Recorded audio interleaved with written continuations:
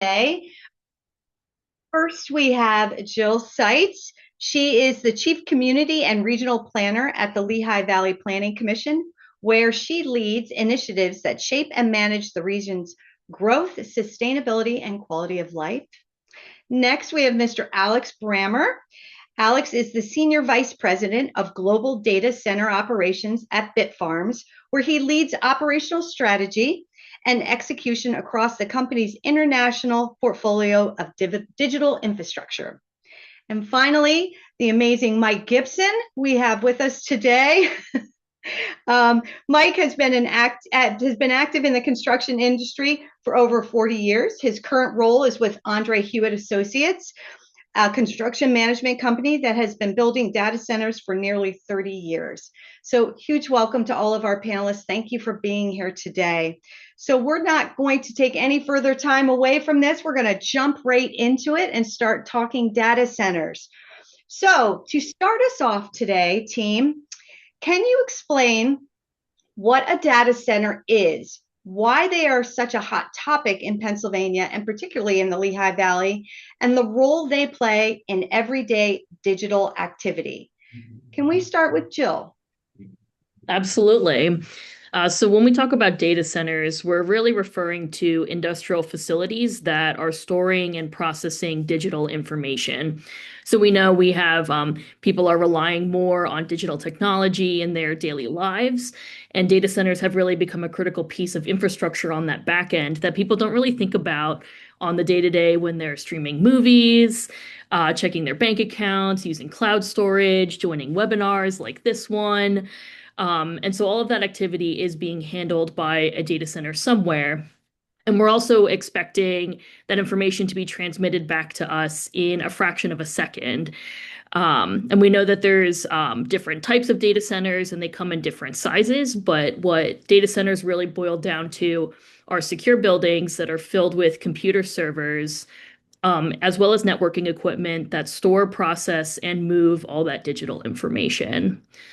And why they've become such a hot topic in Pennsylvania primarily is because we do have really strong electric infrastructure here. We have access to fiber networks. And also, our land is relatively affordable compared to other major metros. And we are in proximity to some really large population centers on the East Coast.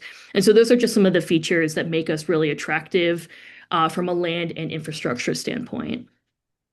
Thank you, Jill.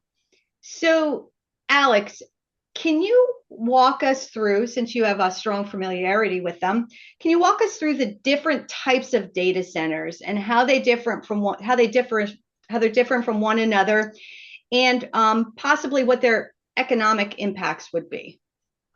Yeah, absolutely. And just thank you for to the Lehigh Valley Chamber of Commerce for putting this on. This is a fantastic event, and we're excited to participate. And thanks for everyone that is joining to listen in. I'm going to frame this quite simply in a binary way, talking through really kind of traditional cloud data centers that we've seen historically for the last couple of decades, popping up and growing in popularity, particularly after the cloud and mobile computing revolutions early in the 2000s, as compared to the newer generation AI, or what are called high density data centers. When we think about the data centers that are running things like streaming services or mobile banking, a lot of the day-to-day services that everyone uses today, those are cloud or storage types of data centers. And so these are types of data centers that have relatively low what's called power density or the power footprint per square foot. They're run oftentimes, it's a fairly low labor demand for these. So there's a lot of remote hands, a lot of remote service. So on-prem requirements for labor are fairly muted. And these are what we would consider kind of legacy data centers. Now, compare that to the newer type of data centers that are making a lot of splashes in the headlines right now, which are the data centers that are custom designed to run AI workloads. These are data centers that are much more power dense. Now, that doesn't necessarily mean that they're consuming more power, but they are much more power dense. And as a result, they have different types of technologies, mechanical, electrical, plumbing technologies that are applied to them, and they become much more labor intensive to run. I mentioned that because the ask around the economic impacts, a lot of the things that we focus on as we're going through our development pipeline and planning, we're asked quite often around what is the differential impact in terms of local community development, local economic development. And I think one of the big things to point out with the AI data centers is that they typically come with a much higher labor profile, which means much more job creation in the local communities. And that's both direct labor for people that are actually on the data center management team, or what we call the critical facilities management team. And then indirect labor through contractors that have to come in and do various types of maintenance. And so I think, and these are data centers. The final thing that I'll say on this is the AI, or when you see people talk about HPC or high performance compute data centers, those can be used kind of interchangeably. These are data centers that are becoming much more prevalent as the adoption rate of AI and all the AI services increases. And I know on the survey, about 51% of people indicated that they do use AI in their day-to-day lives, and all indications are that number is going to continue to increase nationwide. And so we'll see more demand for these AI data centers, which is going to in turn lead to more economic development in these local communities. So, team, data centers are not something new from the sounds of it. So they've been around, but to the degree that you're talking some of the larger ones you had mentioned, Alex, what kind of data centers does our area already, what types of them do they already host? I think it's important for people to understand, really focus on the difference in the sizing and the layout of these different types of data centers. Jill, maybe you could answer some of those. Sure, yeah, we do know that we've already had a few here for a while, more the co-location type. So we know of a smaller, like 10,000 square foot facility would be pretty small. And it's a business that essentially leases out access to the server space to meet local business needs. So we have a smaller version of that. We also have a significantly larger version. We have a 100,000 square foot co-location facility, but a similar format where, a business that is expanding their digital infrastructure needs beyond what they could fulfill on site, because a lot of businesses do kind of host their own server racks, or you might have a server room in your office building that you work in. So sometimes they do host them on site, but there's also these co-location facilities where you can seek out and get a little bit more server space to meet your needs. So we know that we've already had that type in the region. And it's really much more recent that we've seen proposals for what are known as the hyperscale facilities. So over 1 million square feet, often in multiple millions of square feet facilities that are often located together. And in those proposal, it hasn't been noted yet if they will be a single user, like a large company coming in for all of that square footage, or if they will be co-location facilities. That's kind of still in the works. Very good. Thanks, Jill. Mike, did you have anything you wanted to add to that as far as what is the general context of what is a data center, sizing, all those different things? Sure. Certainly Jill and Alex summarized it very well. But to Jill's point, data centers have been prevalent in the Lehigh Valley for over 30 years. And most people didn't know where they existed because many industries like healthcare and manufacturing kept those on site. And at Ondra-Huyett, we would build them as server rooms or small data centers within a facility.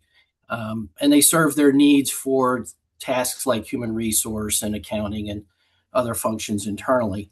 That grew into co-location, and most of what we see in our region right now are co-location type facilities. But many of them are looking at the future, as Alex so eloquently said, that they're moving into AI and cloud storage. So co-location is becoming less prevalent, and companies in that sector are looking at ways to repurpose those buildings.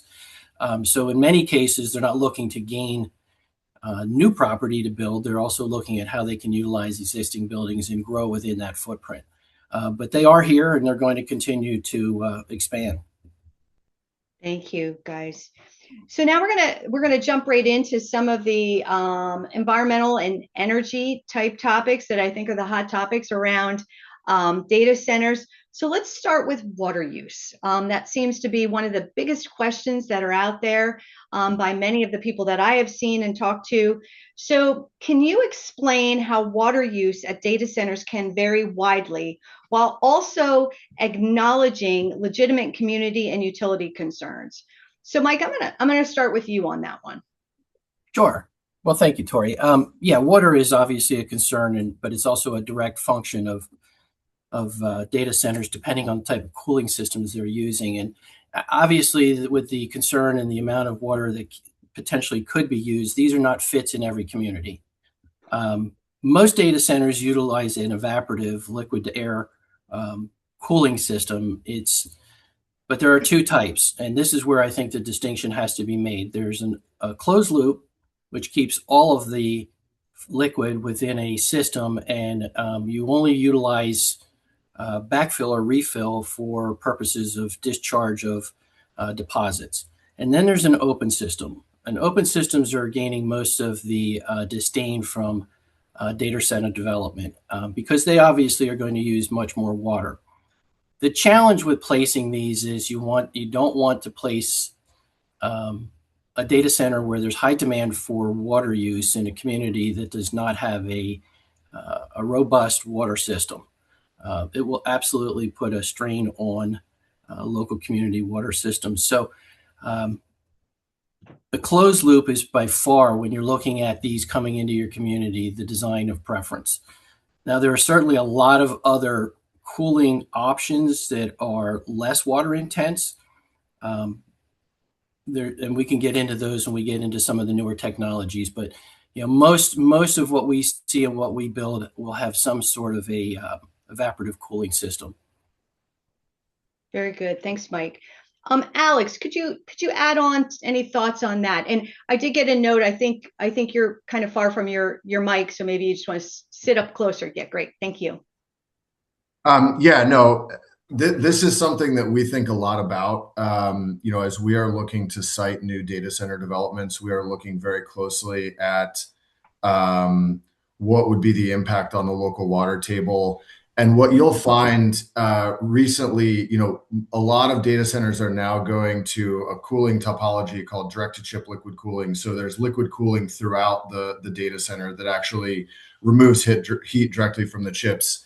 And what Mike was referencing around closed loop cooling, there are not necessarily new technologies, but the technology around closed loop and non-evaporative or what are called air-cooled dry chillers, which really just functions very similar to how a radiator functions in a car. There's propylene glycol that is circulating through the cooling system in a car, and then air passes over the radiator to exchange heat so that the car can prevent overheating. That same concept is now being much more widely applied across the data center industry nationwide, and certainly there in Pennsylvania. That, what our engineering reports are indicating is that consumes roughly 1/1000th of the water consumption relative to the more traditional either closed or open loop evaporative systems. And it is slightly more expensive. There's some operational trade-offs that you make. But really, this is becoming the cost of doing business nationwide and certainly there in Pennsylvania. What Pennsylvania has the benefit of is that it's got a relatively mild climate. And so we can use dry cooling techniques here that are much less impactful on the local water table while still achieving the operational requirements that we have, but just being much more cognizant of and drastically reducing the water consumption. And you'll see we are one of many companies right now that are transitioning to that as our primary basis of design for cooling, specifically for the reason of minimizing our demands on the local water resource. Tori, if I can just add to Alex's comment there too. He mentioned the new technology. There's another one we're seeing used as well, where it's actually immersion cooling, where the units are being immersed, not just the chips, but entire servers are being immersed into a product that can cool them. But he mentioned our climate. one thing that's useful to know for climates that actually we can look outside today and know it's happening, where there's cold weather, you can use what they call free air cooling. When you're actually bringing in some of that cool air to cool these units as opposed to generating cool air. So by utilizing, the outdoor climate, you can minimize the amount of use of water as well as electricity over the cooling of during the winter months. Jill also mentioned something in her opening statement about location of data centers and types. One of the things in Pennsylvania is we have very affordable water and electricity sources, which make it not only because of climate, as Alex says, but because of the rates for both water and electricity, we become a very attractive location for data centers. So that is adding to the interest in coming to the state. Okay, thank you so much, Mike. So, regrouping still about water, how should communities think about water availability when evaluating data center proposals? And how do you avoid implying an unlimited supply? I think there's this thought out there that all data centers use, millions and millions of gallons of water. It's going to tap out the aquifer. How would you respond to something of that nature? Alex, I'll start with you, and then shoot it off to the rest of the group. Yeah, I mean, it's a very valid concern for communities. It's one that I think responsible data center developers do not take lightly, and we take feedback from the community very seriously, to the point of changing fundamental design decisions, as we've just discussed.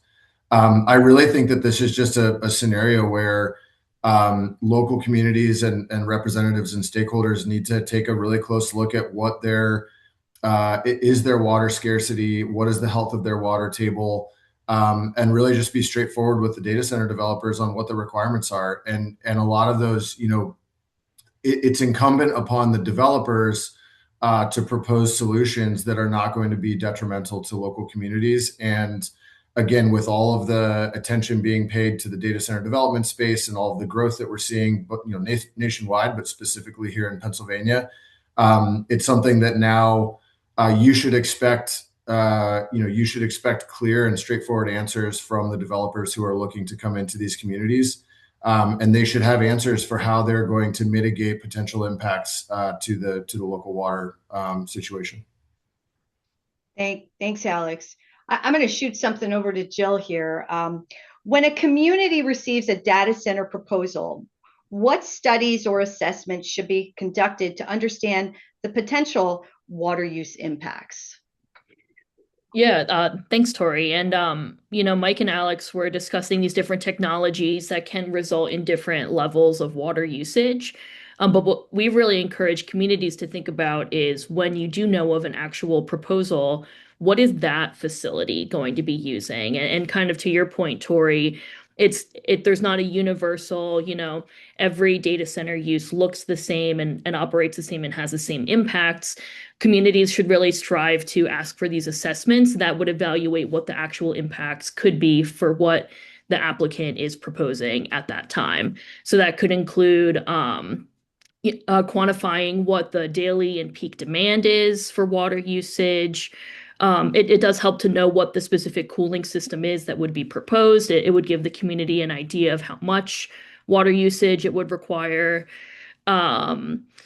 Confirming with your local water provider that the capacity does exist for that usage. So whether it's an authority like Lehigh County Authority, or if your municipality provides their own water, kind of comparing what the demand would be to what capacity is there. And if your community has aging infrastructure, identifying what potential upgrades there need to be to the infrastructure, and then who would pay for them, if that would be on the applicant side or the municipal side. And something that especially came up in recent reviews that we've done is the need to make sure that you're doing this analysis based on kind of like a worst case scenario modeling situation. So we've been experiencing drought in our area. So in instances where resources are the most scarce, what availability is there and avoid planning in the best case scenarios and really making sure that you're thinking about any of the worst case scenarios. And communities can also ask what potential there is for facilities to reuse or recycle water in their systems as well. Thanks, Jill. And I'm gonna ask one last question surrounding water so we can hit all of our other hot topics today.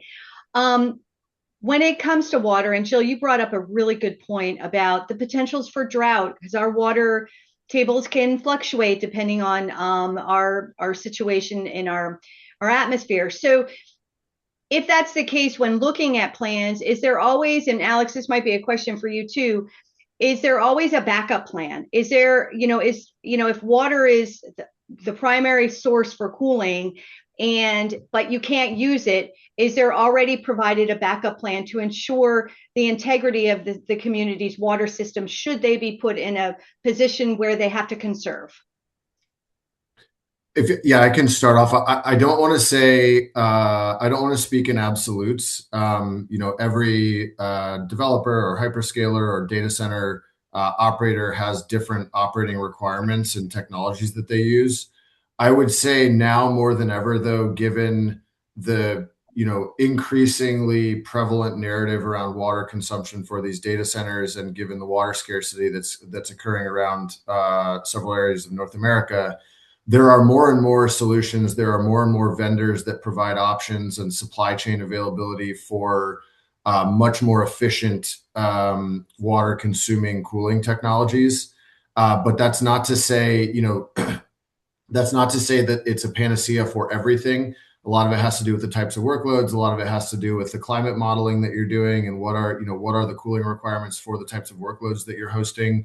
But I do think, now more than ever, there are a lot of really good options that can increase water usage efficiency quite drastically compared to some of the older, more consuming evaporative technologies. Tori, if I can just add to that too, Tori, real quickly, and jump back to your previous question. One thing I just would advise anybody in the community to look at, and Jill touched on this, is make sure you look at the design. What is the developer bringing in as their cooling design? We find that very few do have any redundancy when it comes to a cooling system that's already utilizing water to have some sort of a backup system should there be a case where water shortages become implemented. However, to Alex's point, one of the very unique things about data centers is the very AI that they're using to generate inside is also being used to monitor the buildings.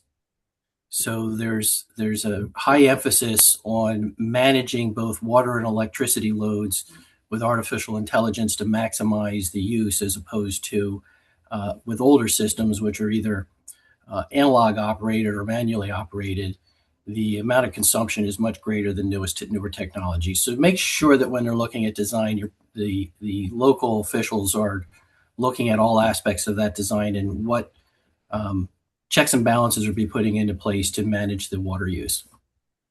Thanks, Mike. So we had some time to talk about water, so I want to talk about the other side of water. So we're going to touch on wastewater for a couple minutes here. Can you clarify whether data centers generate industrial wastewater and what types of wastewater, if any, are actually produced? Mike, I'll start with you. Well, fortunately for data centers, the staffing load is pretty minimal.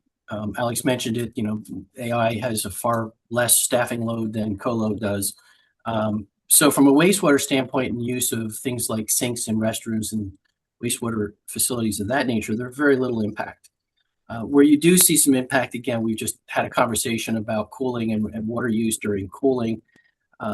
Cooling systems typically have to be backcharged to remove minerals from the system. So there are naturally occurring minerals that are in the water that are being released.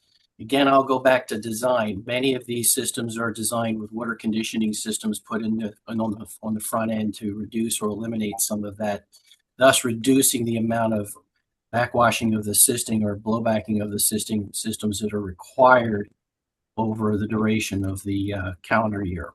But that's where we'll see the biggest amount of use for wastewater or infiltration into wastewater systems. Just one thing on that, Tori, if you don't mind. Sure. I do want to highlight the difference between the closed loop and the open loop system that Mike opened up this discussion around water with. When you have an open loop system, you are effectively evaporating water out of the system to effectuate the heat exchange. And in so doing, you are actually increasing the particulate concentration. So these are things like calcium, magnesium, silica, which requires what's called blowdown. So you're effectively flushing out the system to achieve the right balance between those particulate matter and making sure that's not gumming up the system. When you're not evaporating water out of the external, again, I don't want to get too into the weeds here, but from the facility loop, if that facility loop is closed loop and you're keeping roughly the same water concentration and volumes over time, the requirement for blowdown and what's called cycles of concentration is much reduced, therefore significantly reducing wastewater production as well. And this is not toxic wastewater. I just want to be clear on this. But it still is wastewater discharge into the system. That becomes drastically reduced. So a closed loop system actually impacts the amount of water consumption on the front end and ongoing.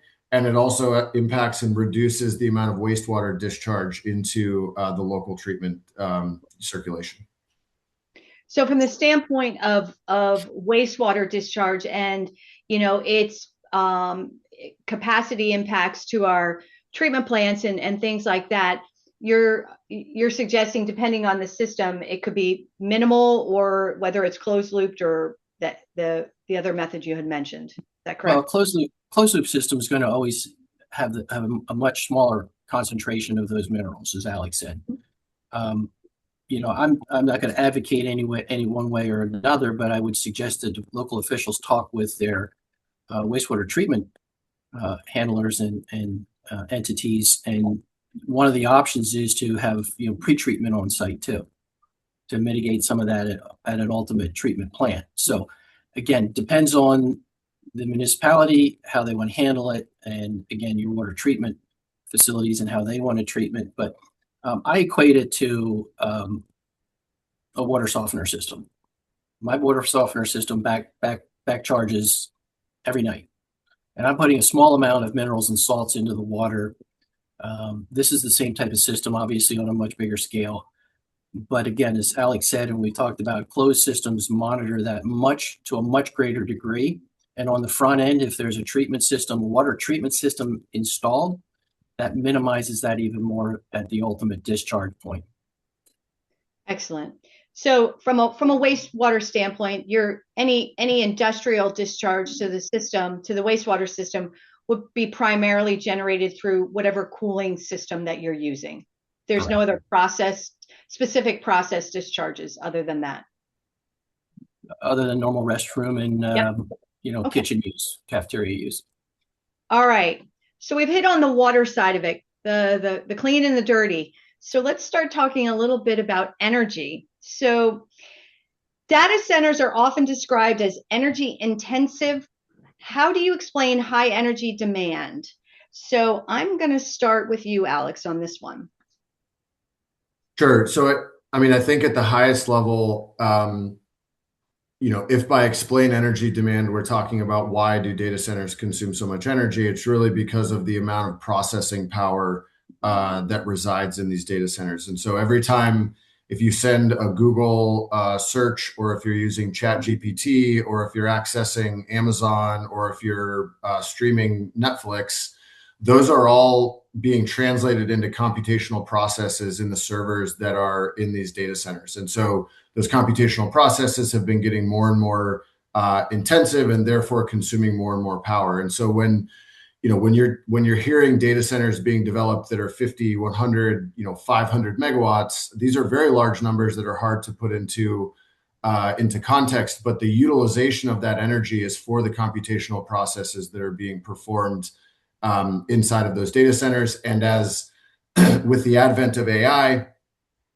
these are very, very computationally intensive activities that we're doing when we're asking ChatGPT to plan dinner for us, or whatever it is that we're using it for. And so as the demands have grown, the size of the data centers have grown, and therefore the overall power consumption profiles of those data centers.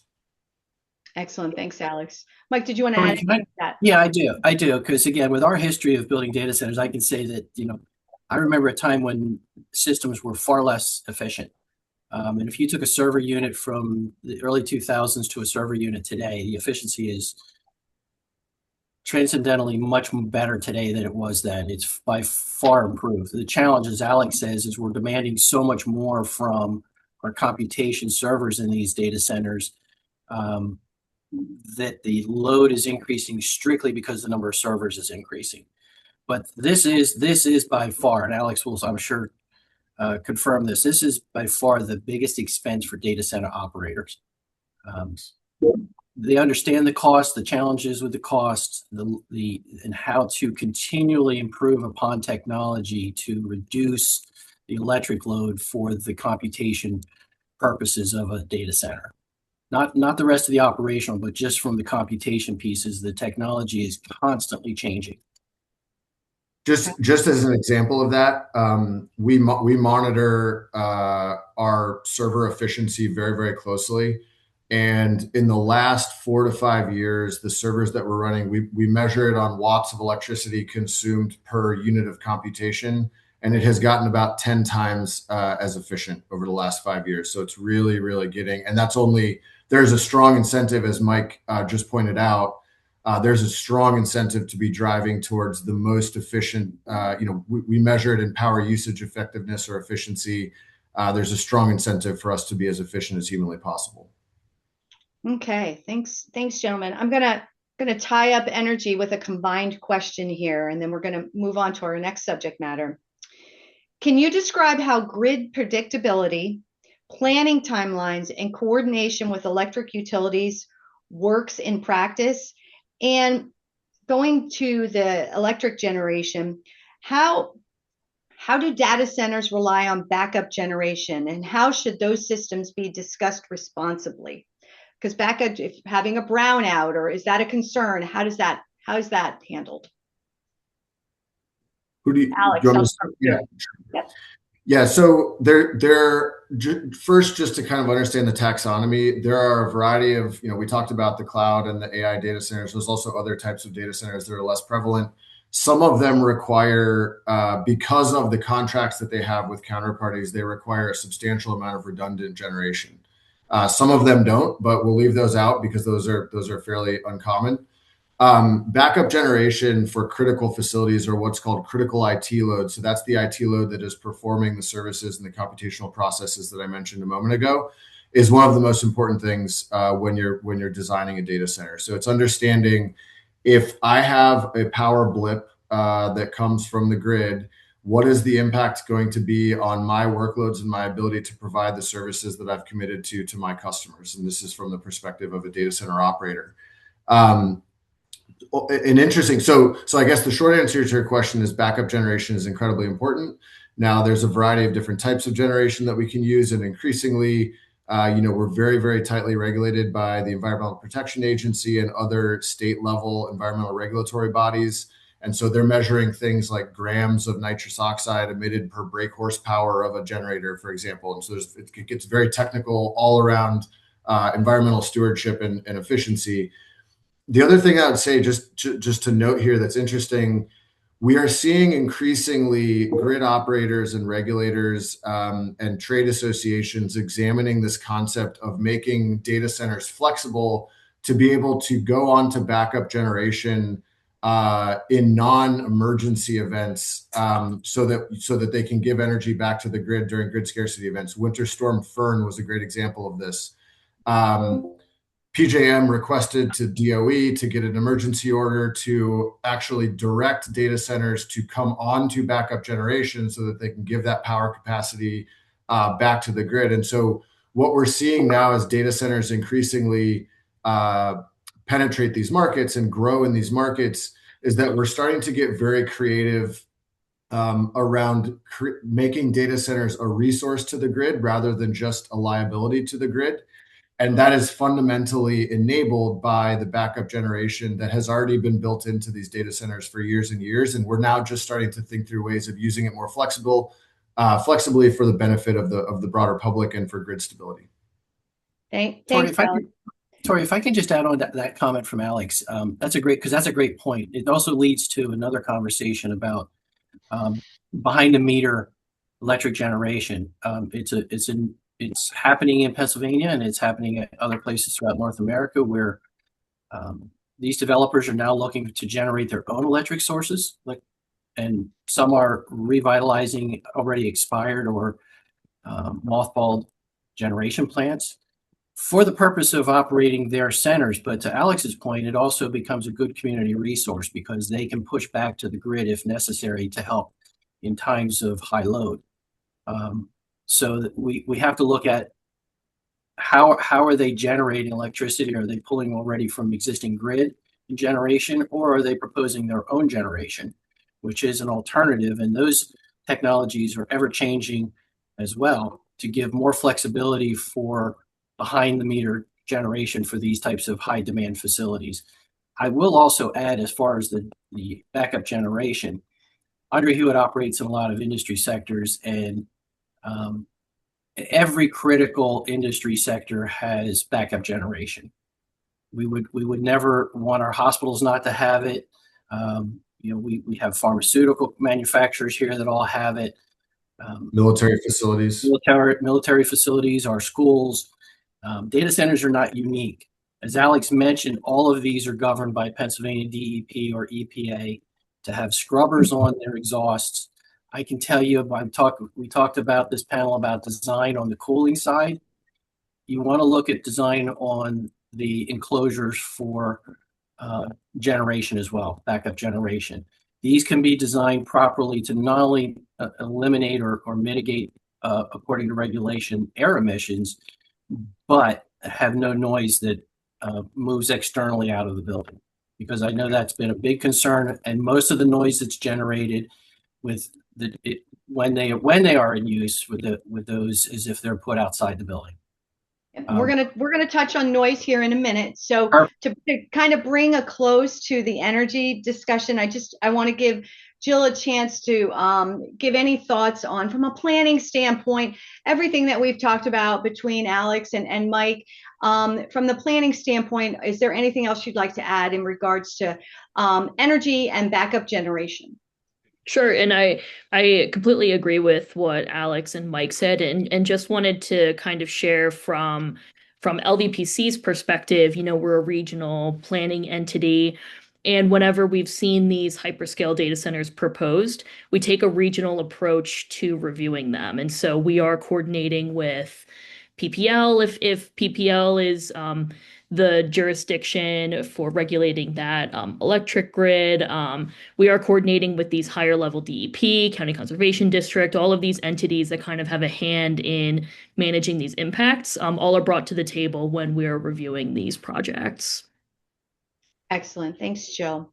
So now we're going to move right into the next topic that might kind of let us right down the road to. We're going to talk about noise, lighting, and see what kind of information you can all share with us today. So is noise an inherent feature of all data centers, all the different types that you had explained? And what factors influence noise levels and potential mitigation options? So Alex, we'll start with you. Yeah, so I would say yes, noise production is inherent in almost all, again, I'm going to stay away from absolutes, but almost all data centers will have components that are either large spinning fan blades or generators that can come on from time to time that will have a noise profile. Really, again, the onus, and this is a consistent thread in this discussion, that the onus is on the developers and the engineers that are working for those developers to design sound mitigation strategies that allow for those data centers not just to be within ordinance levels, but also just not become a public nuisance. And so, one of the things that happens very, very early on in a development project is you start doing sound profile or noise production profile analysis.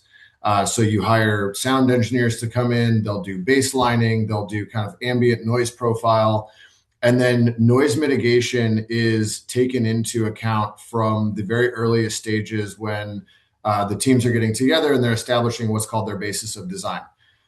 This takes into account both the location of where the data center is and how proximal that is to residential or other noise-sensitive areas. And there are a litany of different solutions, whether it's different types of components. So that's noise mitigating fan blades. That's to Mike's point, building enclosures around large, high noise profile aspects of the data center. To sound absorbent materials, to the use of vegetation, et cetera. Like there are a lot of different strategies to mitigate noise. And it's something that local communities have been very sensitive to for very good reason for years and years. This is not a new challenge. And there are really well-established ways of ensuring that a new data center development coming into a community does not add to noise pollution in a way that's intolerable to the local community. Excellent. Thanks, Alex. Mike, did you have anything you wanted to add on the noise subject? I'm not Alex. I mean Mike. Mike is frozen. So Jill. I would say similar to what I said when we were talking about measuring utility impacts. It's important for communities to really understand like what the noise levels are. And relatively what that sounds like in real life. So for example, a lot of communities do have noise ordinances.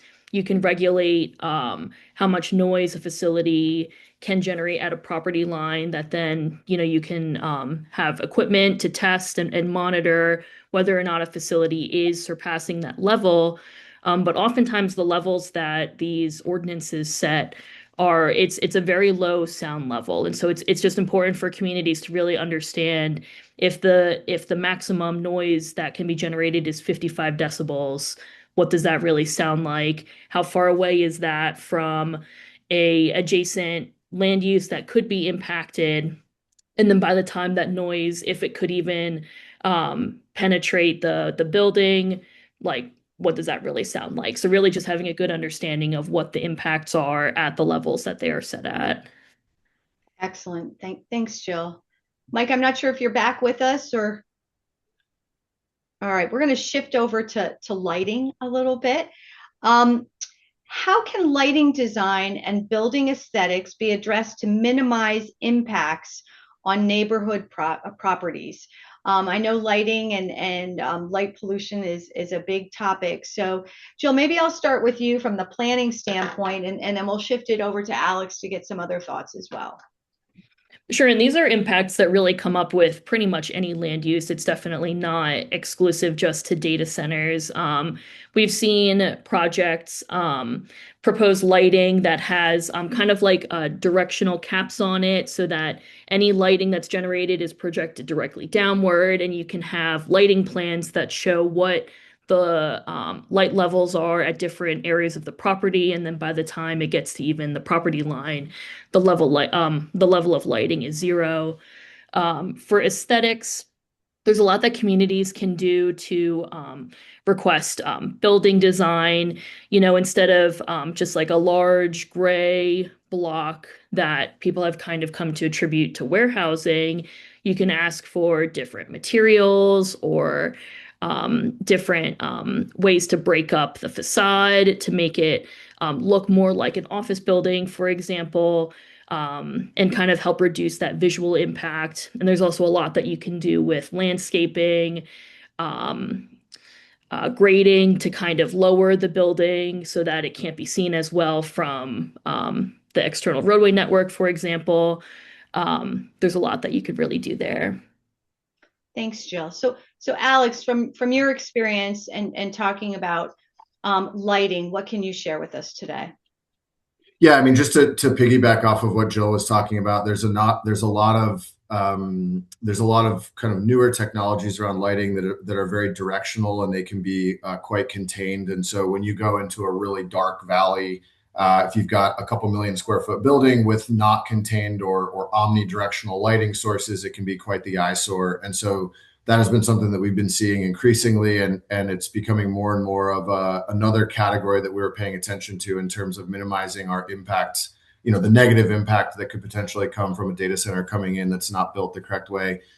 Just the second thing, on the design elements question that Jill was talking about towards the end there, there are twofold here. A lot of cities are passing ordinances that require a certain number of design element changes per linear square foot of external building. So it's getting very detailed in terms of how do we make these things not just look like the big tilt up Amazon warehouses that have been going up for decades now, but really becoming something that is attractive from an architectural and an aesthetic point of view, to the greatest extent possible. Obviously these are going to be big, tall industrial use buildings, but we're trying to make them look as attractive as possible. And you see a lot of examples of this. I mean, you can Google aesthetic data centers, and there's also a lot of people that are combining aesthetic elements with sound attenuation. And so you're actually seeing sound attenuation infrastructure components being added onto data centers that are then given a flair of design aesthetic, to where they're dual purpose, and they're both of those purposes are around maximizing the benefit and minimizing the negative impacts to the community. Awesome. Thanks, Alex. Mike, you're back with us. Did you have any thoughts on we're talking about the lighting impacts and different mitigation methods out there? I think I'm still losing Mike there. I apologize. So we're going to move. All right. I think Mike has a bad connection. I apologize, everybody. We're going to move right on to our next topic, and we're going to talk about site selection and land use as it relates to energy and the environment. So let's start out with my first question here for the team. What infrastructure considerations, which we kind of touched on this a little bit in the beginning, such as power, water, fiber, zoning, most strongly drive where data centers are sited? I think, Alex, we'll start with you, and then from the planning standpoint, I'm going to shoot things over to Jill. So, is there something that jumps out that is probably the biggest driver, or is it a combination? The biggest driver is going to be power availability and the timeline to that power availability. So what's your, again, I feel like I'm just regurgitating, media headlines right now, but power is by far the greatest constraint. And it's really how much power is available on what timeline. So there's a lot of places where you can get, the necessary amount of power, but it's not going to be delivered until 2032. Which is not really satisfying the urgent demand for data center capacity nationally. We're talking about target timeline availability 2026, 2027, 2028 at the outside.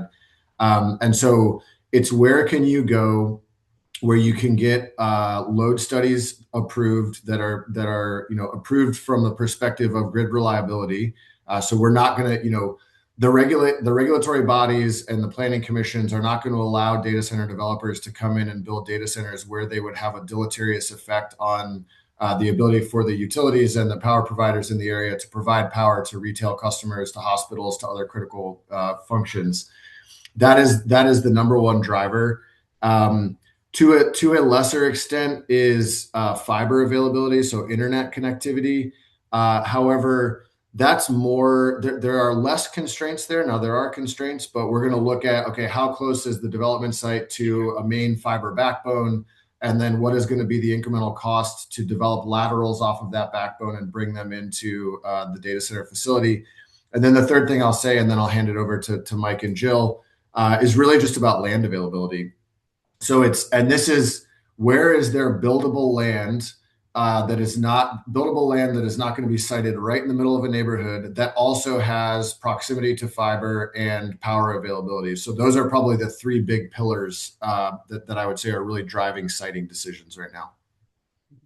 Thanks, Alex. Mike, are you back with us? I am, and I apologize. Apparently my provider is not using one of these stable data centers. All right, it's no problem. So in a few, we're looking at site selection.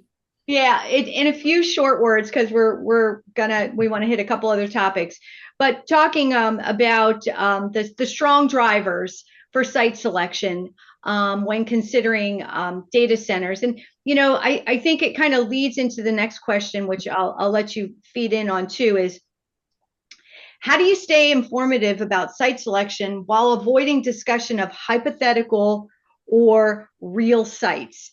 That's a difficult one, but I'll throw that to you, Mike, first, and then throw it over to Jill to get some ideas and thoughts. Sure, sure. So obviously, this is a new and expanding industry, and it's created a potential for a lot of opportunities for developers to get into sectors and invest in sectors that they've perhaps never been part of in the past.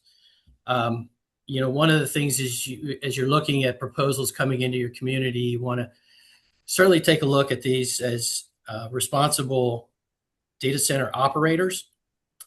We have one with us today, but we certainly have others in the region that are responsible and have built in our communities in the past and have been sensitive to the needs of the community. So you have to take a look at, is somebody just trying to come in ahead of a zoning and get something in place before zoning becomes more difficult to put that in as a use within that community? Or are they a legitimate operator?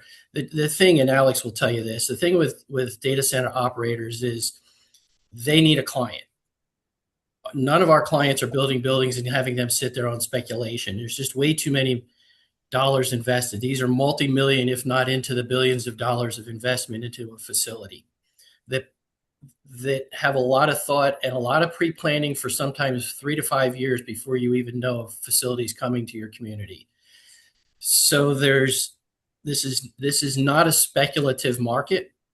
It is a market where there is a definite that they've got someone coming in. So you want to make sure that anybody that's proposing something actually has a physical tenant that's going to be in the space or is an owner operator and they're going to operate the facility. Good point. So I'm gonna allow you to feed off of that very question, Jill, but I'm gonna add a question to you, Jill, to kind of round up site selection and land use. So from a public sector perspective, what features should local governments evaluate to determine where data centers may or may not be appropriate? Thanks, Tori. And I love this question as kind of a juxtaposition to, what the private sector is looking for. If communities and local governments have a good understanding of what it is that they're looking for, and we've already talked a lot about what the impacts could be of a large-scale data center facility, then communities can take a look at what areas they have within their jurisdictions and assess where there could be a higher possibility of a data center being targeted. And then they can also think about, on the community side, compatibility of that land use compared to what's in the surrounding area, and then also whether or not they feel that they have the capacity to meet the needs of a facility. So some things that communities should look for is, of course, eliminating any environmental constraints. So if you have areas with like floodplains, water resource limitations and sensitive geology, most municipalities already have regulations that prevent development from locating within those specific areas just in general. But then you also want to think about if there's a site that you think a data center really could go, how could it be buffered if it's next to a residential area or a community facility? Is a site large enough to have adequate setbacks if it was a large scale facility? Or what criteria would need to be in our ordinance in order to minimize any of those noise impacts we talked about, the lighting, because you want to make sure you have those in your ordinance ahead of time before a project is proposed, because the municipality follows their ordinance then once a plan comes in. So I would say those are some of the biggest things. One other thing I should also mention is there's an element of emergency services that communities should think about too, whether or not their local service providers are able to safely serve a building of the scale that these facilities could be, having a truck with a ladder that's tall enough. Also, data centers may have, they may already have a fire suppression system that would be different than what a service provider is used to. So understanding what coordination is needed to serve a facility from the local services side. Jill, thank you. I can always depend on you and LVPC to think of everything. So I appreciate that. I didn't even have emergency services on my list for today. So we appreciate that. That's one that we hear a lot from the community. Thank you for sharing.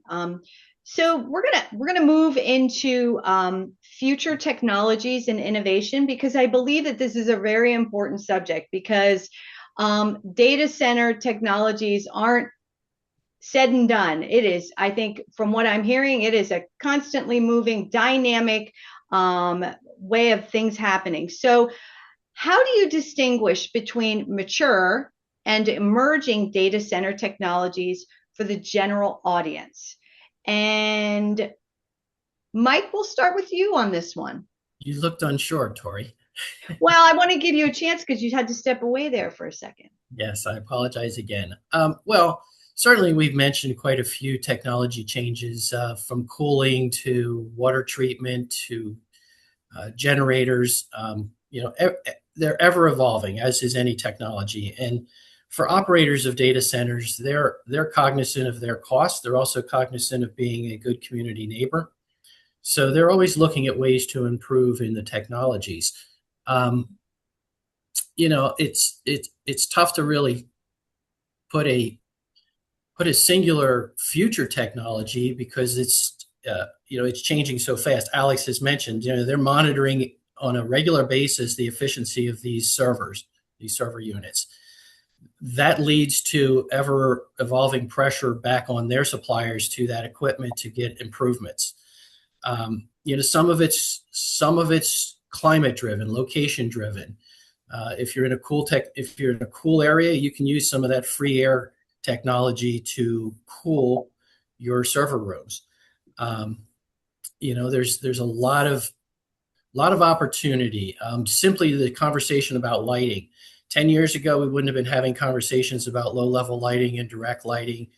The prevalence of LEDs and higher lumens with less spread has created a softer look to the landscape of not only data centers, but all industrial facilities.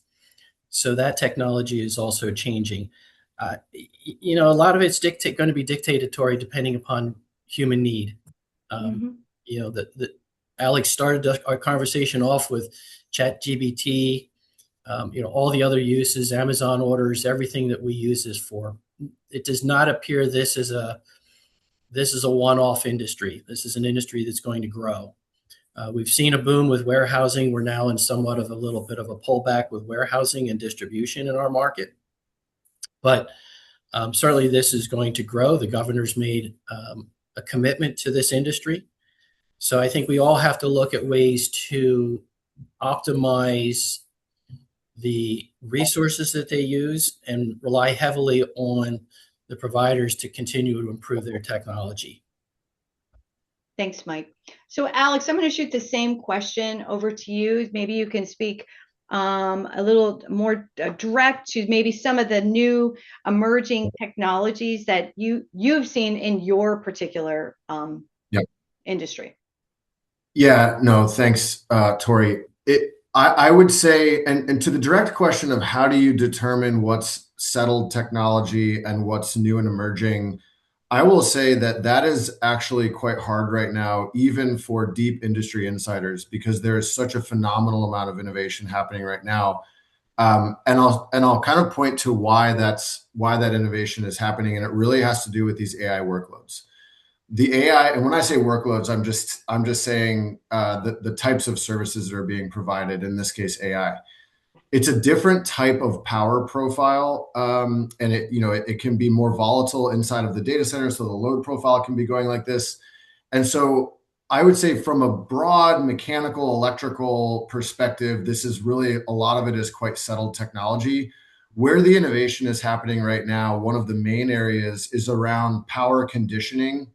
And so simply put, that is not only protecting the data center and the critical IT equipment that is housed in the data center from grid fluctuations around voltage and frequency, but it's also protecting the grid from the data centers.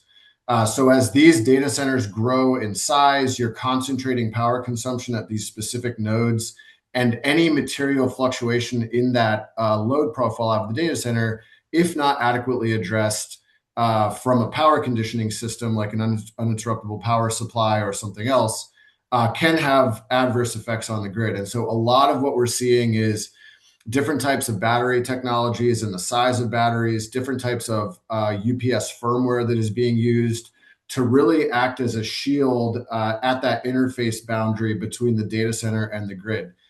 That, I would say, again, UPSs are old, settled technology, but there's different use cases for that type of technology that really allows for the safe operation of these larger and larger data centers to be integrated with our grid, with our grids nationwide and here in Pennsylvania. So I think that that's one thing where there's a lot of innovation. Mike also touched on immersion cooling.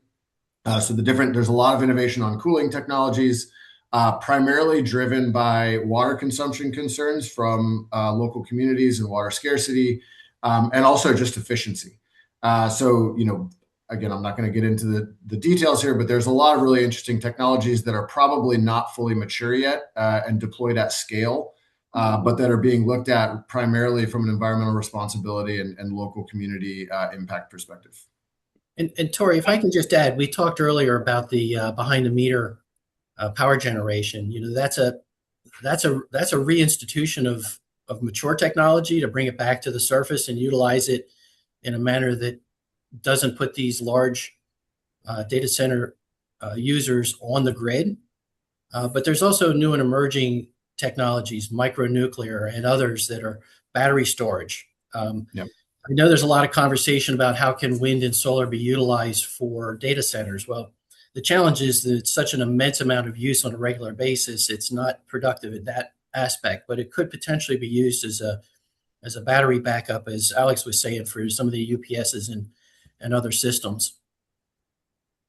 Great. Thank you. Thank you for your insight, both Alex and Mike. So I'm going to move into the community engagement and municipal role section of our discussion today, and this is going to round up our discussion. So if a data center proposal comes to town, just saying, what should community members do to engage constructively in that process? And Jill, I'm going to hand this one over to you. Thanks, Tori. We've been encouraging members of the community to start with an approach that's informed, focused, and solutions oriented. So definitely a lot of participation is growing around data center interests. So community members can attend their local meetings and let their local governments know what their concerns around what impacts could be if a data center comes. But it's important to make sure that you're asking clear questions about what those impacts could be, especially if you have a specific project. And we talk about really trying to understand impacts as tied to the proposal that you have, and not speculative based on what a data center may have been somewhere else in the past. And we also know that the technology continues to evolve. Overall, it's important for people to know that your local officials are working within a legal framework, and that does have constraints.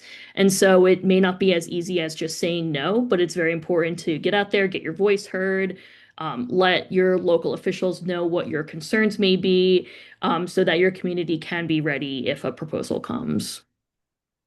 Thanks, Jill. Alex, I'm sure you've had experience in this area, having, dealt with the community and questions, and maybe a little insight from your perspective on this same question. Absolutely. I would say, one, if a data center is being proposed in your community, it's incumbent upon the developer to engage with the community to explain what they're bringing into the community. And so you should expect as much transparency as possible from the developer. And this is our responsibility, is to paint the picture for why what we're proposing to bring into your community is going to be net positive for that community. I fully agree with Jill. A lot of developers will hold open houses. these are kind of separate, in conjunction with the local permitting and approvals process. They will basically provide informational sessions to anyone that wants to attend. We make them open door, on the record, where we present, here's what the project is based on what we know about it at the time of the presentation. The one thing that I would say, if folks are going to those meetings, coming in, participating in events like this where you can become informed on what it is and asking the right questions around what type of cooling are you using, et cetera, is very helpful. And the developers should be prepared to answer those questions. One thing I would caution against, though, is understanding what level of certainty you can get from a developer depending on the phase of development. And so if this is very early, like if the developer is opening up an open house opportunity for folks to come and engage, a lot of times developers are using that to source feedback from the community. Like, we want to know what the concerns are so that, and this is early on in the design process, so that we can incorporate community feedback into our design. So that's things like light, noise, et cetera. I would just, this is kind of me talking my own book here, but I would just ask that there be a little bit of patience. If it's really early and this is a voluntary open house way before permitting really kind of goes into the regulatory bodies for approval, there may be points that the developer doesn't know yet. So there may have been, we may be pre-decision on certain things. And so we're using, that doesn't mean we're unprepared. That means that we're in a phase of the planning and design process where we're actively soliciting feedback from the community to inform the design process. And so if we tell you we don't know the answer to that, here's how we're thinking about it, but we'll get back to you, I would just ask that you both accept that, but also hold them to account to follow up. Like, good data center developers with good community engagement teams will take your feedback and they will follow up on questions. You should hold them to account for that. But be aware that depending on when you engage with them, they may have a greater or lesser certainty around what the specific engineering requirements are going to be, or water consumption numbers are going to be, that will come out in the matter of due course through the permitting process. Thanks, Alex. Mike, did you want to add anything to that? Yeah, I'll just add one thing. Jill and Alex covered it very eloquently, but the one thing I'll add, we're fortunate in this market to have some data centers. And the one thing I will say is that we should encourage our local officials to visit one. We all get concerned. We all get concerned when something new is coming to our neighborhood that we've never seen before. And the challenge for officials is, if they've never been in one, next to one, to hear the noise, see if there's any air pollution, what's the lighting look like at night, how does it function with its cooling system on the interior. You're not speaking from a place of knowledge. And I would really encourage them to take the opportunity. Our clients who operate locally are welcoming to visits, particularly from local officials. And you can see Alex nodding his head. They want people to see what they do. So I would certainly encourage it, so that when you, the community, are meeting with your local officials, they can tell you they've actually been in that location and know how they function. Thanks, Mike. And what I'm going to do now is, I have a final question. I'm going to direct this one towards Jill, but I want to kind of piggyback on what Alex and Mike and Jill had said. Is, today's session was truly to provide, factual information about energy, environment, data centers, what they are, what they mean to the community, what are the challenges, what are the benefits. It's giving vision from all perspectives. So hoping that everybody can take away some new knowledge about data centers from our presentation today. So to tie things up, Jill, I'm going to ask our last question. Can you explain state land use law in Pennsylvania, including the requirement to allow all land uses, while highlighting how municipalities can still address impacts through local ordinances? Yes, thanks, Tori. And it's especially relevant in this conversation because, on the public sector side, your local government has the approval authority over land developments. And I meant to mention in the previous question, when I was talking about informed public, the LVPC recently released a Lehigh County industrial land use guide. It is available on our website, and the guide is really directed towards community and local governments, looking at how to manage not just data centers. Data center is a major example of how industry has changed, but really all industry has evolved from what we've known traditionally or historically over time: automation and artificial intelligence and rising e-commerce. All of these different factors in how we operate today have influenced industrial land uses. And so the guide helps local governments better understand these evolving uses and think about how to regulate all the different impacts that we've talked about today.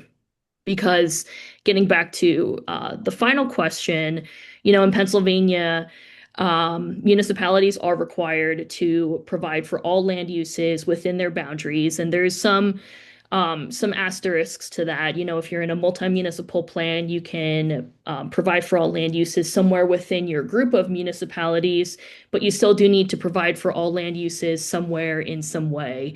And so a lot of conversation around data centers is to stop them, and it's important for the community to understand that your local government really doesn't have the power to just completely exclude any land use, let alone data centers.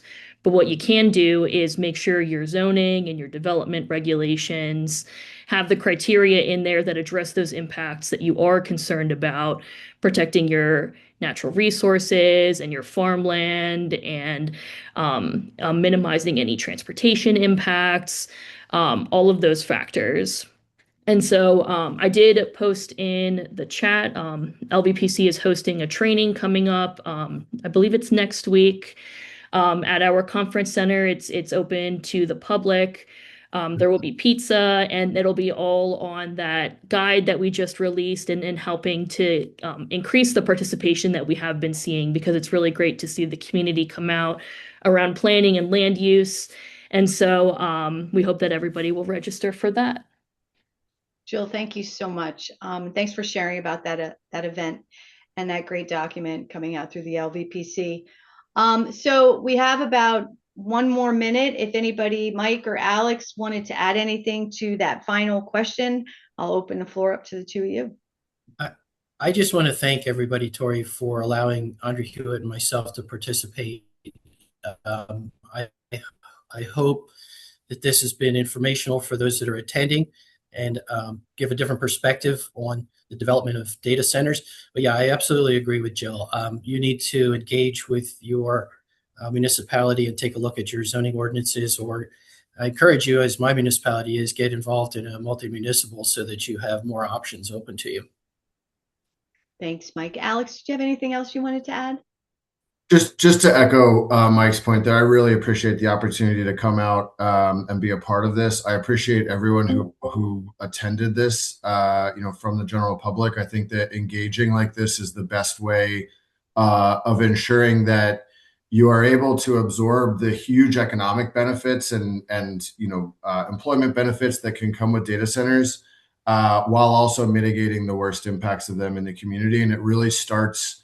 These issues do not, they're not optimal unless you have community engagement, but the community engagement is most helpful when it is informed, to Mike's point. And so the fact that you're spending time out of your Monday to sit in this speaks volumes, and will do well for the communities that you represent. So I appreciate the chamber for including me, for everyone to attend. So we still have our 15 minutes. So I'm going to hand things over to Denise, because she's been monitoring our chat with questions. So Denise, do you want to share a few questions, and with our minutes remaining, we'll see what we can answer? Absolutely. Thanks, Tori. And so we do have a number of questions that were coming through the chat, and many of them were covered as the content unfolded, but there's a few that I don't know that we've touched on. So I'd like to share those with our panelists for your response. And the first one is actually directed to Mike. And it does say from Rose. Rose submitted this question, and Rose says to Mike, Mike, you mentioned PA is attractive because we have reasonable water and electric rates. Will the addition of data centers drive those costs up for consumers? I can't, as Alex wouldn't. I'm not going to speak in absolutes either. That's a question for our electric generation and distribution firms that operate within the Commonwealth. I will say that Pennsylvania has been fortunate to be a net exporter of power generation for decades now. And we've got contrary to recent news articles this morning, we generally have a plentiful source of water that is also affordable. Alex's company operates in North America. I'm sure he knows there are other markets that the cost for those same resources are significantly higher than they are in Pennsylvania. As we've discussed, electricity primarily is the operator's largest expense once a facility is up and operating. So it does become attractive. I know there's a lot of discussion with the Pennsylvania General Assembly and PJM on how to make sure that costs are controlled to consumers. And we'll all just have to wait and see how that bears out with those further discussions. All right, thanks, Mike. Thank you, Rose. Nate has a great question here. It's very specific, and I'm thinking Alex is probably the best to respond to this, but it might be Mike as well.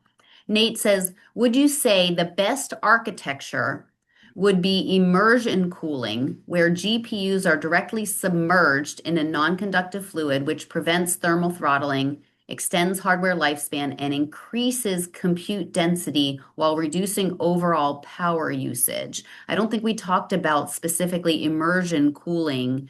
Alex or Mike, any thoughts on that for Nate?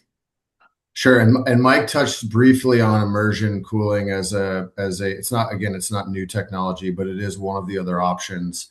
I will say most of the large data centers that you're seeing built right now are using something called direct-to-chip liquid cooling, which essentially in the closed loop that we've been talking about kind of ad nauseum for the last hour and a half, circulates liquid across the chip directly to remove the heat, but there's not any open fluid.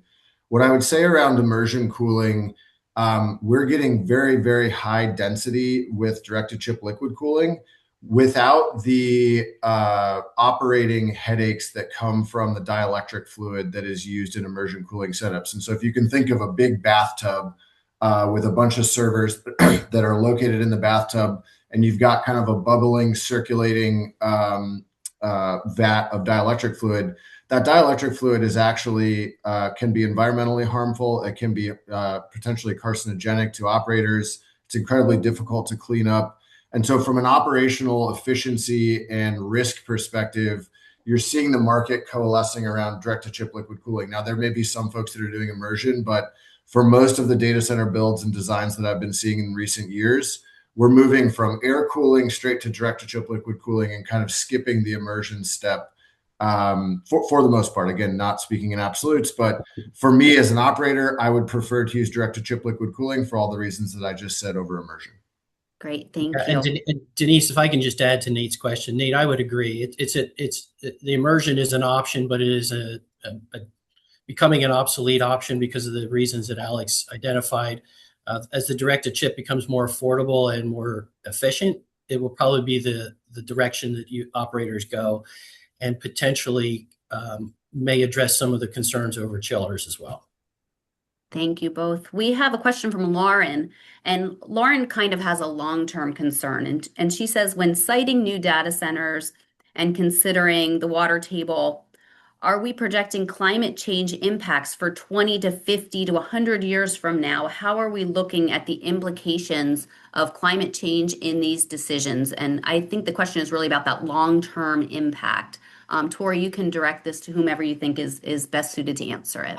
I'm going to shoot this one off to Jill to start.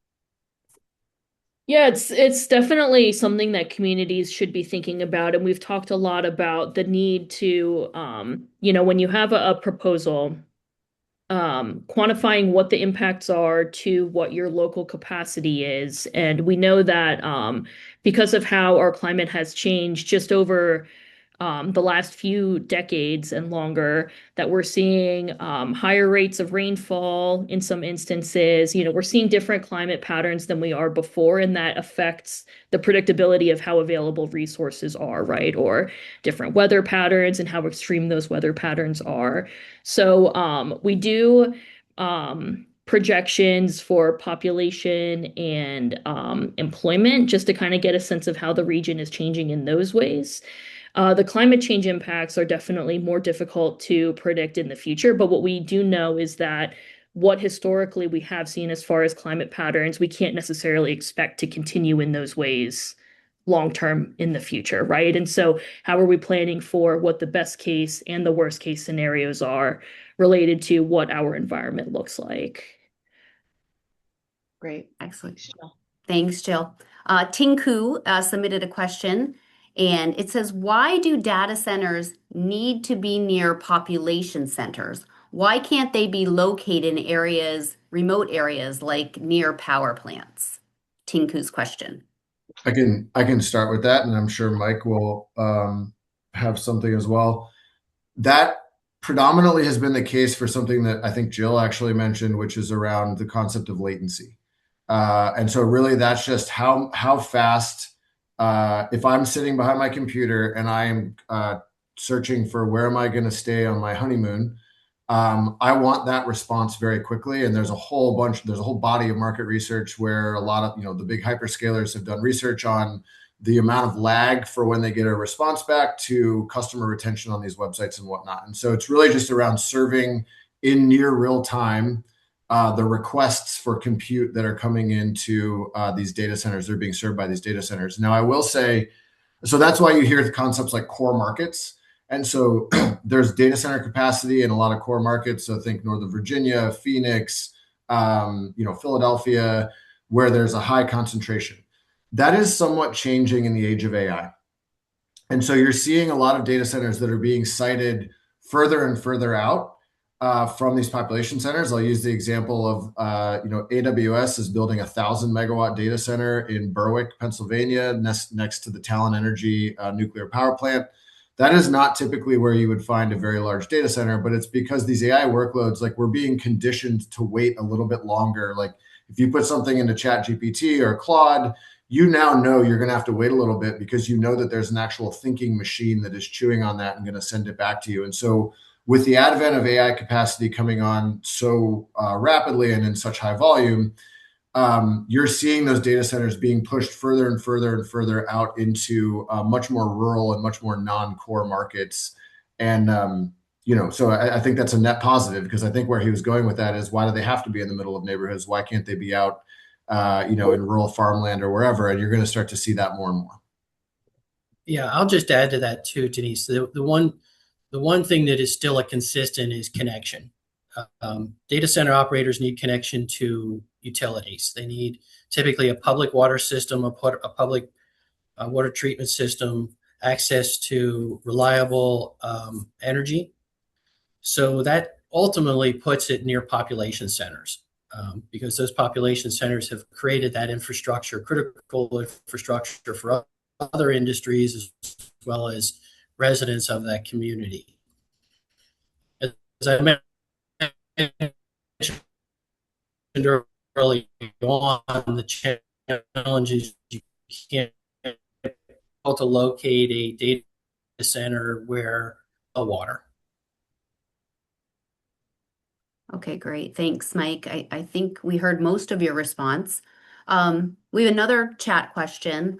How do data centers monitor and mitigate any air pollution?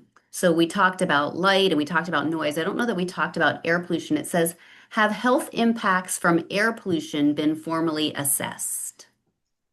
Good question. Good question. Well, I'll jump in, and again, as we mentioned about with backup generation,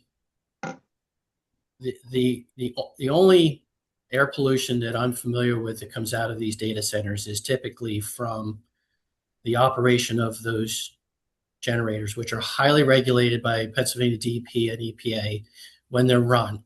I can tell you, in our market here, in the 30 years that Ondra-Huyett has been building and managing, maintaining centers, we've never seen an outage at any one of those. So these generators are operating only during routine maintenance, and they all have scrubbers on them to make sure that none of those pollutants are escaping into the environment.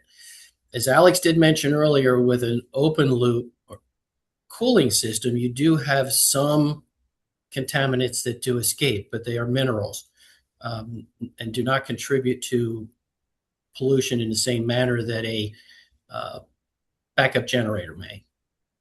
Other than that, there's nothing internally in the operation of a data center that creates any effluence of air pollutants.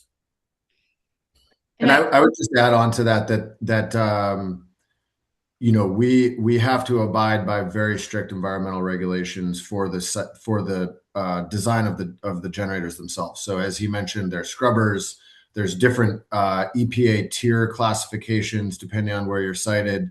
And so the amount of air pollution coming out of data centers, even when their generators are running, is vanishingly small. And I'm glad that the air pollution question came up because we didn't touch on that. So I truly appreciate that one. Jill, could you just kind of tie that up from the planning standpoint when you're looking at these plans coming in? Sure. So for the most part, I think data centers are not expected to generate many air quality impacts. And actually, for a lot of industry, where a lot of air quality impacts come from is either truck traffic, where you have traditionally diesel engines idling and traveling, or from the operations of a facility themselves. So if you have a manufacturing process that would emit some kind of something to affect air quality. What we have seen from data center proposals is the type of backup generation proposed can have an air quality impact. So if you're using a lower quality generator on site for backup, that can have some impacts to air quality. So definitely something for communities to add to their list of impacts to be concerned about, and that you can include considerations for in your ordinances for using higher quality backup generators. Thanks, Jill. Denise, Right. I know we want to be very respectful of time, so I Yep, wanted to hand it back to absolutely. you. We will wrap it up. Thank you again for joining today's Greater Lehigh Valley Chamber of Commerce Energy and Environment webinar series. Special thanks to our sponsor, Service Electric Business and Penteledata, and Tori for facilitating this engaging conversation regarding data centers. Thank you to our panelists, Alex, Mike, and Jill. Please continue to watch your email for additional webinars in this series, as well as plan on attending our Sustainability Summit on April 29th at DeSales University, where data center development continues to be a topic of our panel discussions. We look forward to seeing you again soon. Thank you, and have a great afternoon. Thank you. Thanks, Thanks, everybody.